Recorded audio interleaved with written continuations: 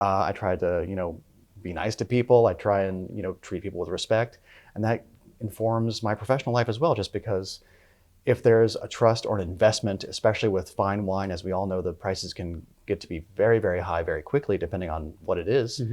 Having the trust and the value in who they are as people, that's more important, just because then there's that trust and that belief that they are being taken care of as individuals, as opposed to just something else a little bit less savory.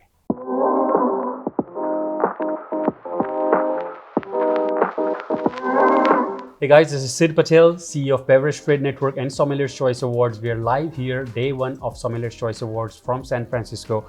I have Scott Turnbull here with me, Master Sommelier. He just recently passed his exam this September. So Scott, congratulations and thanks for joining me. Thanks very much. Thanks very much for having me. Great. I think you've done a lot of different things, like sommelier, then working for a wholesaler, and now working sort of almost like a retailer, direct-to-consumer club, trying to build private label business. Let's go in the current role, really, explain us how your role looks like. What are your KPIs? What's your day-to-day?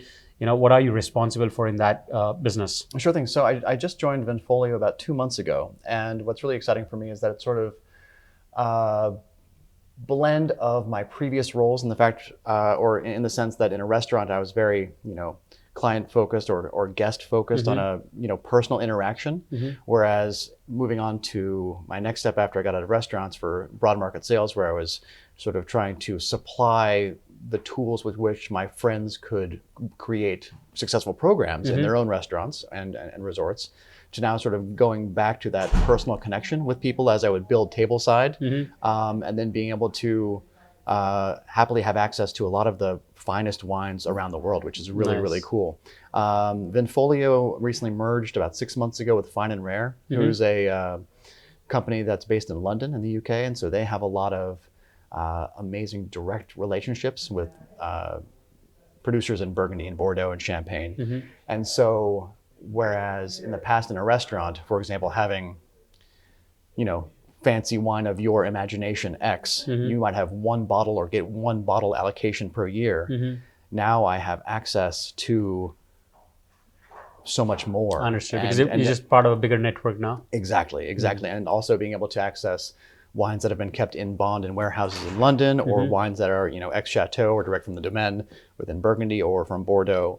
And being able to offer multiple cases with a certain age, as opposed to normally in restaurants or broad market, it's a matter of, well, this is the latest release. And if there is an older vintage release, it's a rarer occurrence. And this way we get to have access to so many more things. And it's really fun to be able to say, oh, I know you're a fan of Rousseau. We just had a cellar come in with this really cool Rousseau collection.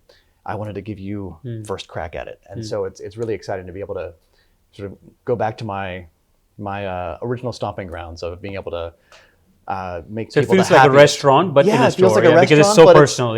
Exactly, and that's what's really cool as well, is being able to speak to people and say, oh, these are my plans. This is what I like. This is what I don't like. And then being able to essentially fine tune what you suggest, as opposed to just.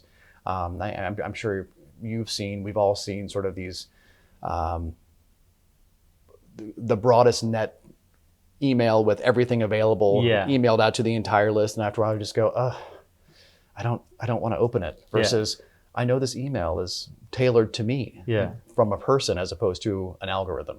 So nothing against algorithms or anything as far as other market strategies are concerned, but just for what I do, I'm very happy to be able to have that personal connection. What about the business metrics? Like, are you responsible for building new customers? So you do have to walk us through the process of what sales process, like cold calling or emails, or how does it work?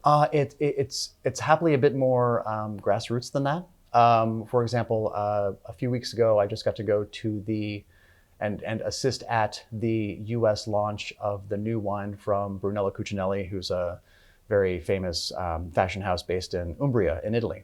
And for about the past 10 plus years, he's been working on creating a winery in the town of Solomeo, where his wife grew up and where he's been really reinvesting in the town. That's where his sort of fashion empire is based. And so it was really exciting to learn about the winery and the fact that the intention and the thought being put into the winery has been considered from the beginning. And so it's a way of saying that, and if you read up on Brunello Cucinelli, he views himself and has been described as a sort of philosopher designer. So he was in engineering school, dropped out, read all the classic philosophers, and then created this sort of new idea, and then was very successful as a result of that. So that being said, as opposed to other wine projects that we've seen with, certain people who say, I like wine, let me just buy a winery, and therefore this wine from transubstantiation is now fancy. It's okay, well, how do we actually make sure that the wines are made properly from studying the soil and the exposition and the direction of the hills? And so to get back to the point is that we were at the sort of inaugural presentation in New York, and I got to go there and assist with the dinner and describe the wines and meet people. Understood. And then say, oh, by the way. So activations is one way. Activations, Let's say you invite some people to an event, and then you're talking about it, and then you buy them into that new launch or new whatever is happening. Exactly. But it's also a bit softer than that as well. Saying that we're here for Castel del Solomeo. It's like more of an art gallery showing. Exactly. And then just with anything, like you meet people and then you sort of say, oh, you like the same band I do. Maybe we should be friends. Oh, you like the same wines I do. Okay. And at that moment you're taking their details and then later following up? A little bit of both, yes. Sometimes if people give me their card, I'll follow up. And then sometimes, which happened at this event happily, someone said, you know what, my father-in-law loves wine. I'd love to connect you with him. And so then connect me through email, reach out, and then things happen organically after that. Understood. So it's less cold calling and more that sort of personal interaction and that sort of curation of the introduction, which is a lot of fun, just because that means that it's once again more personal, which is the intention, which with certain. What about the current retention of the customers, right? Let's say you have, when you start a role like that, especially when you start a sales role in a distribution, you know how it works. Like you get your AT accounts, you get your route, and then you open more accounts in that route, or you grow the business in the current route. So how does this work? Like were you given your 80 customers or 100 customers that they buy this wines with their specs, and now you got to make sure they grow their volume with you? Yes, and so when I first started, I had a much smaller roster actually, which was really nice. That really helped to foster the sort of personal interaction. So when I first started, it was around 25 people. And then from there, as things have evolved, it's grown to about 40 people. But still 40 is very manageable on a day-to-day basis to be able to consider everyone on an individual basis. What's their buying pattern? Because 40 looks so small. So are they buying, are they consulting once a week, once a day, or what's going on there? Once you finish your... So I think I can just lead directly into that, is the fact that what the buying practices are like, it all depends, and it's still a matter of the fact that we're still getting to know each other. Even though in my mind I'm best friends with everyone, they're still getting to know me. Like I'm trying to find that this 40 people are eating up your time. They are in the way that I consider what they have previously purchased. Of course, like going through and even though. For example, we're in the middle of Bordeaux en Primeur right now, and what I think is really cool as well for the company is that since I just joined, I didn't get to go this year, but we had some team members from our Napa office, and then essentially the entire London office all went to go taste through everything in Bordeaux, which was really cool to be able to have people try the new wines and then have that personal interaction, because when you try and speak to a new vintage, everyone's curious about the quality, obviously. And the initial reports of 2022 were very, very good. And then it was this wonderful surprise, as echoed by all the producers in Bordeaux saying, it was a surprise, it's unique, it's wonderful, we're so excited for it. And to be able to have people come back, team members come back and say, we tasted the wine, they're fresh, there's acidity. The lessons were learned from 2003. And so therefore they managed the heat so much better. And so the vintages that have been said in the same breath are 2010, 2009, 82, 47, and so they've been really shooting high for it. So it's been fun to be able to tailor the communications to their previous habits. The reason why I brought up Bordeaux is that one of my clients has never bought Bordeaux, and so I don't send him Bordeaux options because he hasn't had it. Sometimes if something's really special, I might say, this is unique. Just so you know, try it, Just you don't know unless you ask or offer.